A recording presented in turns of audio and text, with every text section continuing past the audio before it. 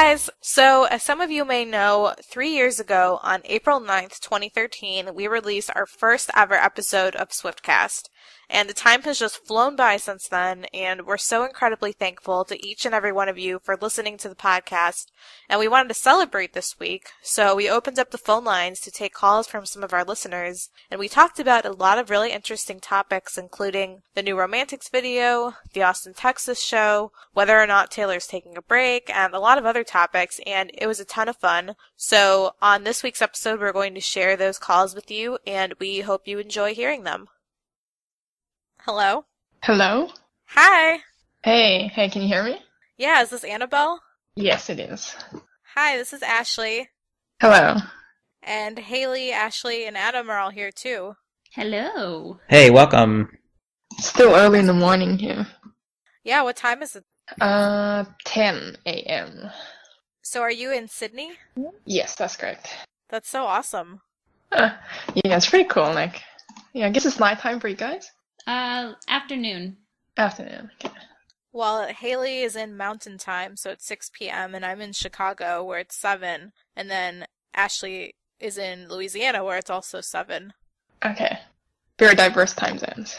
Yes. Very. So did you get to go to any of the Taylor concerts when she was down in Australia? Yeah, I went to the Sydney show, which is pretty cool because that was one actually recorded for the live tour. Oh, awesome. How did you love that? It was really cool. It's only I've only been to 2, so I've been to the Red Tour and the 1989 tour, and this is really cool. But I got a seat quite far in the back, so she was like a dot, but it was still pretty cool.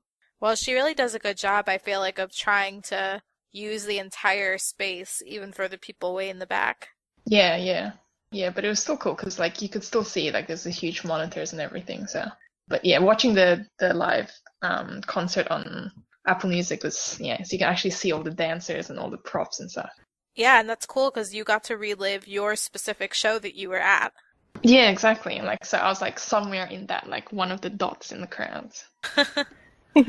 Did you dress up or make a sign or anything like that? Oh no, I just actually finished exams. I didn't actually have time to do anything. Well, that's okay. I'm sure it was still really fun. Yeah, no, it was really cool. Yeah, the crowd was so energetic. What do you think of the Taylor's partnership with Apple Music and the new Romantics video that just came out? I don't know. Okay, so when it first came out, I was well, Apple Music, I didn't even have iTunes. So I was oh, this is a bit of a bummer, but I sort of understand why she had that partnership. I get I guess the footage would still come from the tour movie, so it makes sense that the new Romantics music video would come from Apple Music as well. But I'm happy that she's releasing it everywhere. For me today, 13 April. So. Oh yeah, it's Swift Day where you are. Yes, it is. It's already 13th.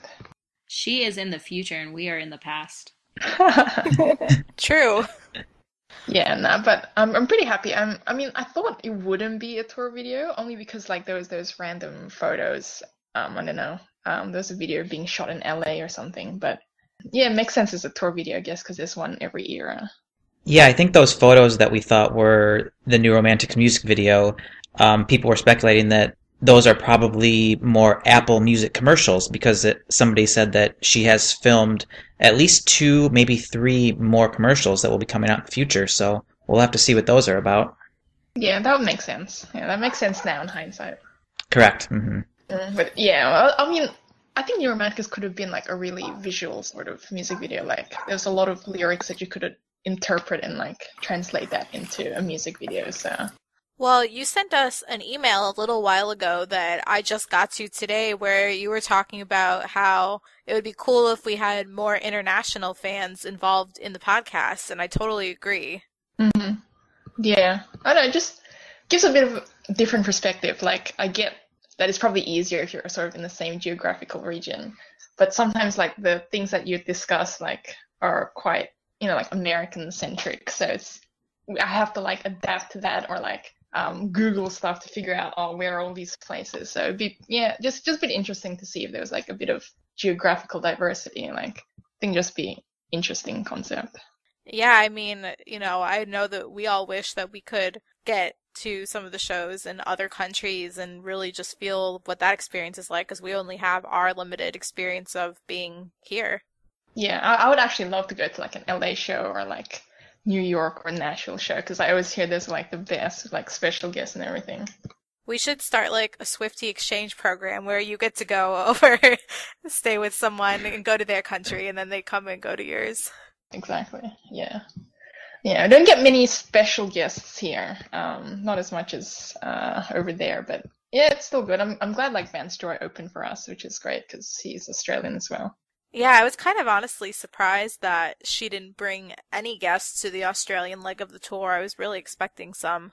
Because actually Ed Sheeran, Sam Smith, like Oprah Winfrey were all here at the same time. But I was looking at the dates and all of the, like on the same day of the Sydney show, like Ed started off his tour and Sam started off his tour on the same night. So I thought, oh, those two might not come. But I thought there would be like sort of like a style sort of special guest, like not a singer, but sort of just like a celebrity.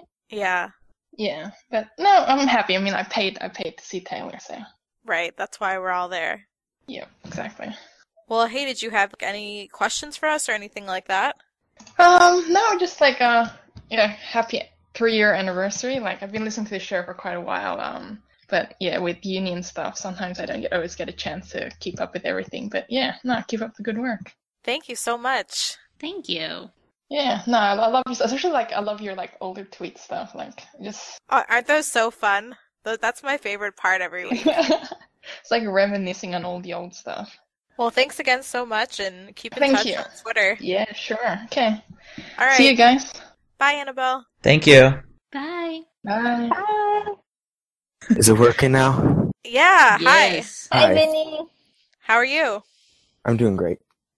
Thanks for calling. I know that we've been following each other for a while, and you've always been a listener, so thanks so much. Yeah, I love Swiftcast so much. Thank you. And you're from the Chicago area, right? Yeah, Adam and I are also. that's great. So did you get to go to... I went to the Chicago Night One show. Okay, cool. So did me and Nate and Ashley, and me and Nate sat together in the 100 level, and Ashley, you sat with somebody else like across the stadium in the 200 level. Yeah, we waved to each other from opposite sides. Where did you sit for that show? Good level. 100 level? Cool. It was my first Taylor show and it was really fun. What was that like seeing her live in person for the first time ever? Right during Welcome to New York, right when she came on, I just started like bawling, crying. I feel like I have that reaction every time that I haven't seen her for a while and then I see her again. Yeah, it was just like surreal. And what did you think of the special guest we got that night, which was Andy Grammer? Well, he came out and I was like, oh, well, like the person that I was with thought that it was going to be Ed. And I was like, oh God. We all thought that every night. It never was. Yeah, sadly. So did you get a chance to check out the New Romantics music video that came out last week? Yeah, I really like it. I was expecting an actual video. Yeah, I think I definitely was too, and a lot of people were. But I guess she felt like she just had to give us one tour video just for this era. Yeah. And I think you mentioned on Twitter, did you go to Nashville recently? Yeah, I went to the Grammy Hall of Fame, or not the Grammy, Country Hall of Fame, and it was really fun. Awesome. Well, thank you so much, Vinny, for calling in. Hello? Hello. Who's this? At JSSNOB on Twitter. Cool, thanks for calling. Yeah. One question I have is, what was everybody's thoughts on the New Romantics video? And do you guys think she will release another one since she was filming something like about a month ago? That's a very good question. I think what she was filming a month ago was another Apple commercial because there was a report released that she has at least 2 more spots filmed for Apple Music. But it was very misleading. I definitely thought she was filming New Romantics. Mm-hmm. So did I. And I thought that the video was okay. I mean, it's good to have tour videos like we had Fearless for the Fearless tour and Sparks Fly for the Speak Now tour, and then of course Red for the Red tour. But I was a little bit disappointed in the fact that it was very, very similar to the 1989 World Tour Live on Apple Music, so I just wish it would have been a little bit different. Yeah, one thing that I thought would have been cool would have been since she wanted to do like a tour theme, if she made the footage for the video all more footage of fans or of the crowd or just some other view of the tour that we hadn't already seen much of. So I feel like that would have been cool. Yeah, in some ways it felt like a giant advertisement for 1989 World Tour Live, which is great, but we've already seen it, and our subscriptions have all already expired by the time the music video came out. But like Adam said, I do like having a tour video. I just feel like the lyrics in New Romantic are so clever and just really detailed that it would have made a great music video. What did you think? Yeah, I liked it, but I think it could have been a little better. But it was cool that, like, she released, like, some backstage footage for it also. Well, like, added some. That's true. That's a good point. I like to see, the little backstage clips of her, having fun with her dancers or her singers. Just something that you don't see all the time. So when you heard that the New Romantics music video was out, did you have an Apple Music subscription? No, I didn't, but somebody that I follow on Twitter found, like, a high-quality link on, like, Dropbox, so they DM'd it to me. Oh, my subscription expired, like I said, and as we record this, the actual video is supposed to be released on Vivo tomorrow on April 13th. It was smart. I think a lot of fans might have had their free trial run out and decided to buy at least a month so they could see the video. I kind of wanted to buy it again, but, like, then I saw that somebody had a link and they were DMing it to people. Yeah, I think it'll be really interesting to see if she does any more exclusive stuff with Apple Music, because as much as, we all support Taylor and we all will pretty much buy anything that she tells us to, it's kind of a lot to ask people to subscribe on a recurring basis to something. And I think that, unfortunately, with the way that technology is, more and more people will just probably try and find ways around doing that. Yeah, we've been talking amongst ourselves about what we think will happen. I think when album 6 is released, I think Apple Music will have a large role in the new album, and I don't think she would completely stream it and get rid of physical copies altogether. I don't think that would be very smart, especially when she's had so much success in selling over 1 million copies during the first week since Speak Now.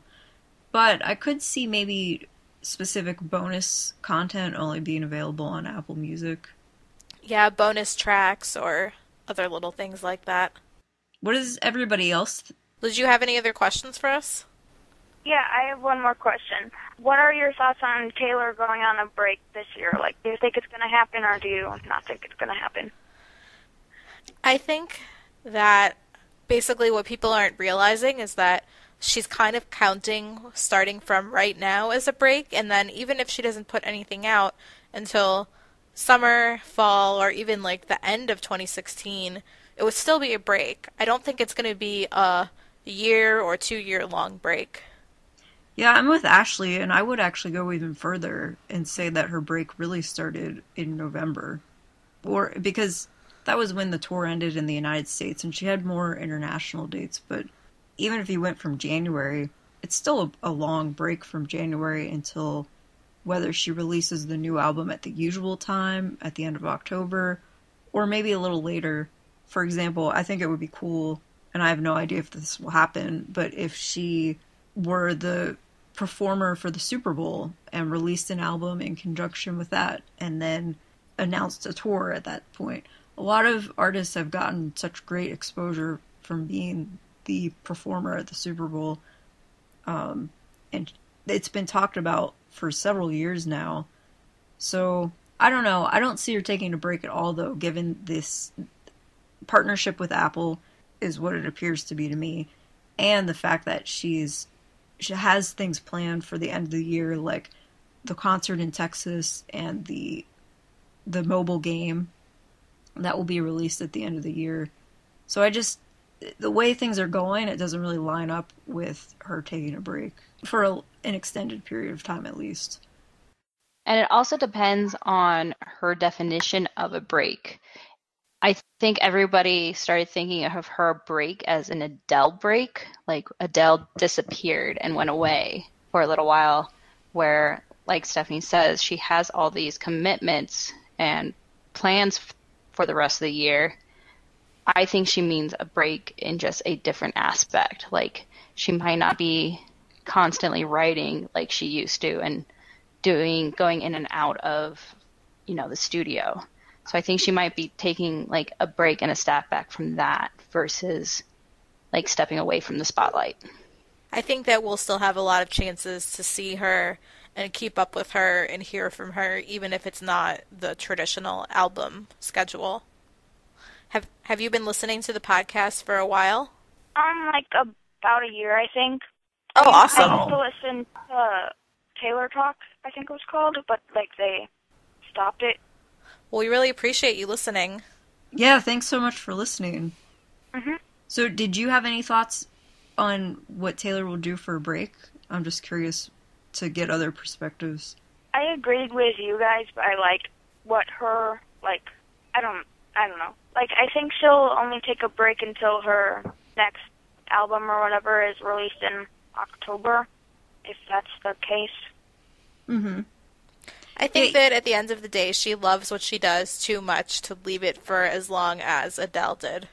Exactly. Well, thanks so much for calling and for listening. We really appreciate it. Mm-hmm. All right, well, keep in touch with us on Twitter, and we'll talk to you soon. Mm-hmm. Bye. Thank All you. right. Thanks. I love your Hello. show. The show rocks. Thank you. Hello? Hello. Who is this? My name's Taylor. Wow, that's a great name. Thanks. Are you calling from Pittsburgh? I am. Wow. I live close to Pittsburgh. I love Pittsburgh. Really? Yeah, I'm planning to move back there this summer, so I get excited to talk to Pittsburgh people. Oh, that's so cool. Have you seen all the tours in Pittsburgh? Yeah. I just have to put this out there. I'm running the full marathon in Pittsburgh in a couple weeks, so I'm pretty excited. Oh, that's super cool. It's like the best race ever. So have you been listening to our show for a while? Yeah. Awesome. Thank you for listening. And I follow you guys on Twitter and have your notifications on and everything. Oh, thank you. Do you have, like, a favorite segment on the show or anything? I don't know. I love them all. Well, we always try to, see what our listeners like and try new things and do things that keep the show interesting even when Taylor's on a break. Yeah. So, how did you like the New Romantics music video? I loved it. Were you able to see the 1989 tour live on Apple? I saw it, on Apple Music or, like, actually live? Well, actually, both. Go for both. I saw it, like, in person live 5 times, and then I have Apple Music now, so I watch it a lot, too. Awesome. So did you travel far to see it 5 times? I saw it in Pittsburgh, Philadelphia, Columbus 2 nights, and Tampa. And I actually got Loft 89 in Pittsburgh. Awesome. Thanks. So what was that like? None of us have ever been in Loft 89. It's still, like, so surreal to me, and it's been 10 months now, but it was amazing. I got to meet not just Taylor, I got to meet Kelsey Ballerini in Little Big Town, and it was honestly the most amazing experience ever. The Pittsburgh show was huge. How did you get noticed in that crowd? We had signs that said, "Welcome to Pittsburgh, we've been waiting for you," from Welcome to New York. I don't know if this is true or not, but my friend Jill was sitting by the sound stage area where, Andrea and Scott and them sit, and she said that she saw Allie from Taylor Nation go show her my Tumblr, and then Andrea came, looking for us, and I had our seat numbers and everything in my Tumblr, so I'm guessing that's how, because Andrea had, a bunch of security around her and, wasn't letting anybody, come near her or anything at the time. Like, she was just, like, dead set on, like, getting to our section. Oh, wow. During blank space, so it was, like, really early in the show. Wow, that must have made for an amazing rest of the night then. Yeah. Dude, were you in the 100 level at the back of the field? No, we were in 136, so if you were looking at the stage from the back of the field, we were, like, on the right side. Was it really crazy when you saw Andrea start to come towards you and then realized she was actually coming for you specifically? Yeah, my friend Daniel noticed her first and was like, guys, it's Andrea, so we started, like, you know, jumping up and down, and we were, screaming her name and stuff like that, and when she came to us, it was, like, the very end of New Romantics, so we were 3 rows from the ground, so she just, like, pointed to us and had us go to the ground. So we went down and everything, and originally she asked us if we wanted to move to B-Stage Pit and watch the rest of the show. And then I was like, your daughter means so much to me, and I've gotten through so much, like, because of her and her music and all this stuff. And she was like, well, have any of you ever met Taylor? And we said no. And she said, okay, well, would you guys rather stay in your seats and meet Taylor in Loft 89 after the show? And I was already crying just because it was Andrea Swift, but, like, then I really started crying, so. Aw. Wow, so what was it like meeting Taylor? Well, we were the last group in the, like, whole thing, so she came up to us, and she ran up to me, and she said, hi, babe, and I cried a lot. And then she asked us what our names were, and so my friend Daniel said Daniel, and my friend Brianna said Brianna. And then whenever she got to me, I didn't tell her. I just asked her if she recognized me because she follows me on Tumblr. And she was like, I feel like I met you when you were younger, but I also feel like I'm really wrong. But, like, a week before the show, she had liked a picture of me whenever I was really young, so I was thinking maybe that's why. But I said, no, you follow me on Tumblr. And then she asked for my username, so I gave it to her. And then she started, like, jumping up and down and freaking out. She was like, oh, my gosh, I know who you are. I like your posts all the time. I'm so happy I'm meeting you. And then when she went to sign my phone case, she, like, just knew my name. I was like, well, my name's Taylor, by the way. And she was like, oh, I know. And I was like, okay. That's amazing. Thank you. So after that, because that was early in the tour, so did you feel like when you went to the other shows, you were able to just sort of relax more and not think about it and focus more on the show? Yeah, definitely. Especially, like, Philly, I went with my friend Daniel, who I had also met, and it was only a week apart, so, like, it was really nice not, like, worrying about anything. And, like, obviously we were trying to not think about getting picked in Pittsburgh still because we didn't, like, want to, like, feel left out if nothing happened or anything. But it was really nice in Philly to just, like, actually, like, take in the show because I feel like because we got picked so early in Pittsburgh, we, like, didn't really pay attention to the show almost. We were almost just like, well, I just want it to be over so he can go and meet her and everything. Yeah, that makes sense. And Pittsburgh was early on in the tour, like Ashley said, so at that point I still felt like I didn't even know the show that well. Yeah. It was just crazy going from, like, Pittsburgh and then, like, thinking about Tampa being, like, the last one in America and just, like, how, like, we knew everything she was going to say and stuff. Like, it was crazy. Yeah. I mean, we also all went to Tampa. That was a huge show. People from everywhere traveled for that. I just remember before the Tampa show, I was talking to Allie at the Taylor Nation booth, and a little hint that she dropped, she was like, I can't say who the special guest is, but they're very inspirational, and it was very emotional for me. And I was like, who could she possibly be talking about? And I never, in my wildest imagination, would have thought Idina Menzel. My friend Natalie actually found out that Taylor was going to be Olaf, and none of us put it together. Like, we knew, but none of us put it together. I think even when she came out in the Olaf costume, I didn't necessarily think that that had to do with the guest. I just thought that that was just for style. Yeah, that's exactly what my friends and I thought, too. We were just, like, freaking out, and then she started talking about bringing out a guest, and I was like, okay, this makes sense now. I think it'll be pretty hard for her to top that. with any other show or guest in the future.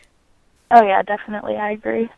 It will be interesting to see what happens because she's always had guests on her shows, even back during Fearless, but it's just been such a build-up, and 1989 had more guests than any other tour. So I wonder how she'll handle that for the next tour. Yeah, and a lot of people on Twitter are talking about like her maybe just doing like an acoustic tour or something, which I mean I would be okay with. But then like I'm also going to the Austin show in October, and she said that the 1989 era is over now. So everybody's like, well, what is she gonna sing then? Is she gonna do the same set list or? Yeah, we're wondering the same thing. But Austin seems like another fan favorite show. We'll be there, and I'm sure it's going to be crazy, but I can't see her redoing the 1989 show. So an acoustic show would be amazing. But we'll see what happens. My absolute favorite song is Long Live, so I'm just really hoping that she sings that. Well, she definitely knows that we've been asking for it for quite some time. And also it's interesting because Elton John was the performer at this event last year, and from what I understand, he basically did like a greatest hits. He did about 20 of his most popular songs, which obviously he's very iconic. So if she does something similar, either way, I feel like this is going to be a once-in-a-lifetime, never-to-be-repeated concert event. Yeah, definitely, and that's why as soon as I heard about it, I was like, well, I'm saving my money because I have to go to this, and now it's like all of the super fans are going, like everybody I know from Twitter is going, so it's going to be really amazing, but probably kind of scary at the same time since it's all general admission. Yes, we're a little concerned about that, but it will definitely be an experience. Yeah. Well, did you have any questions for us or anything? I really wasn't expecting to get through, so I really didn't plan anything, but are you guys it's going okay. to Austin still? Yeah, at least a few of us are. Hopefully, maybe as it gets closer, all of us will be, but we're very excited about it. That's awesome. I hope I see you guys. Yeah, definitely. Tweet us, and we'll definitely try to meet up. Okay. Well, thanks so much for calling. Thank you. Thanks. We'll talk to you later. All right. Bye. Bye.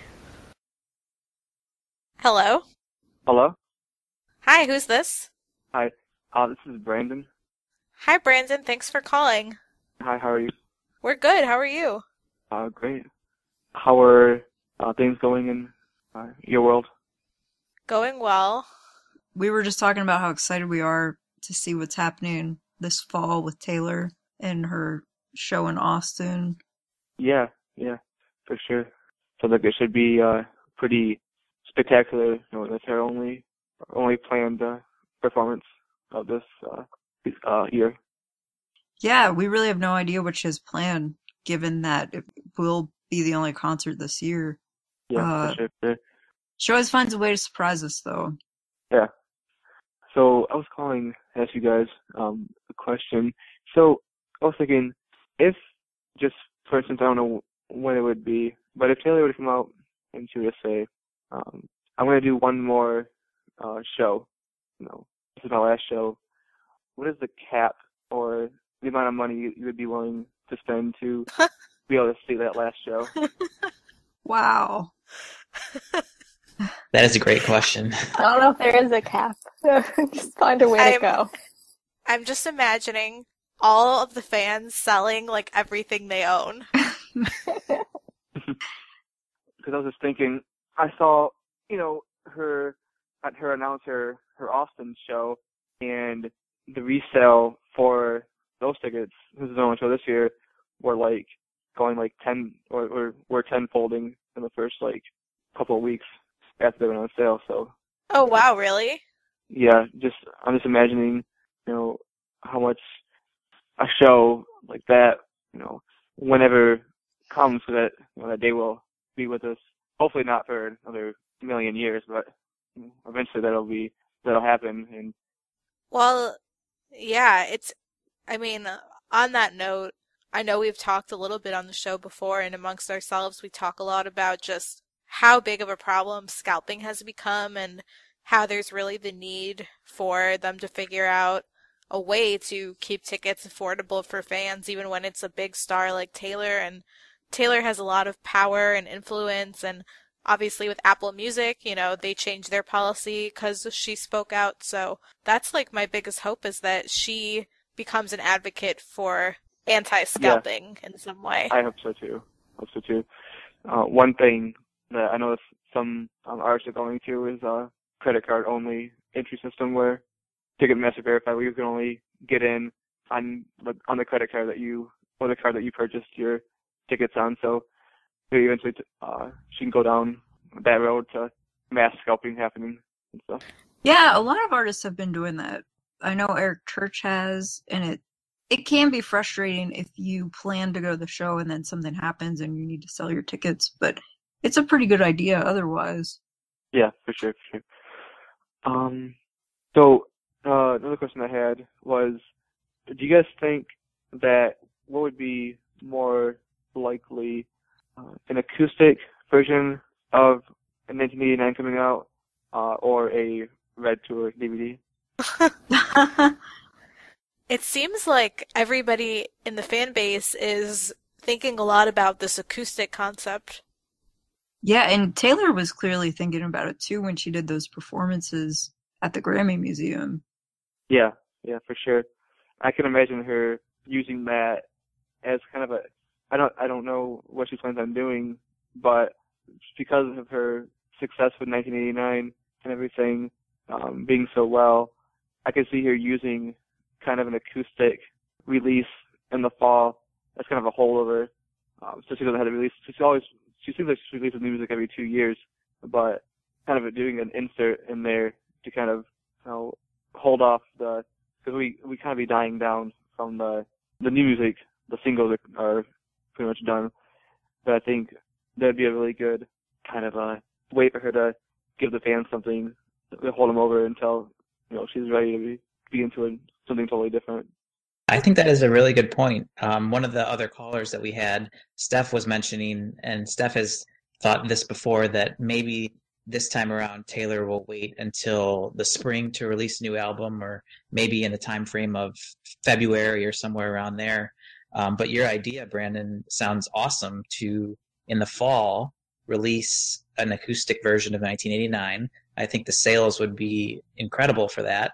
And then, just like you said, it would hold the fans over. And then once 2017 starts, she can start promoting whatever the new album would be. For sure. I think that's a fantastic idea too, although I would tweak it a little bit and say, how about an acoustic album of greatest hits? Yes, that's exactly what I was thinking. Yeah. She's been sort of preparing us. Maybe that's why she did all of these acoustic performances. I would be thrilled with that. Either one. Yeah. I would also like to see her bring back more. I know she did a couple of songs, like 1 or 2 songs acoustically for the last tour, the 89 tour. And I'd like to see maybe on her next tour a longer, either a smash melody or something a little longer in her next tour, just because, I love the pyros and the fancy flashing things, but just to be able to her to go back to her roots a little bit longer than a few minutes during the show would be awesome. Yeah, especially because with this next tour, there are so many songs to fit in there. Even if you just think about 1989, which songs would survive. Oh, yeah. It would be cool for her to do a mashup of at least a few songs. And I think acoustic would be cool, too. Yeah, for sure. I know you guys talked about this, I don't know, a few episodes ago, about kind of a future, what you guys thought. Somebody mentioned about how they imagined her next album to be, and somebody said something about it being more of a darker rock theme, and that's kind of where I think she'll go next. I really think the heavy on, like, I can imagine her and Calvin Harris is who she's seeing right now. I could see him working with her on kind of making this next generation kind of music. I really think what she puts out next is going to be something that we've never heard before. I think her, Calvin, and her whole team will come up with something that's going to be kind of like we'll hear it in first, and it may seem a little like what is this? Like, doesn't sound like Taylor, but one of those things that kind of gets you hooked after a few times. Like, oh, this is really, really awesome. Kind of like when she did with 1989, when she flipped from country to pop. I think she's that kind of artist that could put out something that's brand new, never done before, and then just kind of kill it. Yeah, absolutely. She can really do anything. The world is her oyster. Yeah. And I know that I had seen an article, definitely not a reputable source, but like a few months ago, saying that Taylor and Calvin will never work together because Calvin worked with blah blah blah, and then this happened, so they'll keep their relationship strict, whatever that said. But I don't know. I mean, I think if you spend so much time with someone and you're both really talented, it would kind of be a waste not to at least do something together. Yeah, for sure. Well, it was awesome talking to you guys. Yeah, thanks so much for calling. Keep in touch with us on Twitter. All right, well, thank you. All right, thanks. Bye. Thanks again, everyone, for listening to this episode and for listening over the past 3 years. Your support really means so much to us, and we couldn't keep doing what we do without you guys. So we really, truly appreciate it, and we can't wait to keep putting out more great episodes for you. And we will be back next week with a full-length episode. But for now, we hope you enjoyed this special 3-year anniversary edition, and we will see you next week. Thank you for listening to this episode of Swiftcast. Visit us on the web at theswiftcast.com. Swiftcast is not directly affiliated with Taylor Swift, Big Machine Label Group, or 13 Management.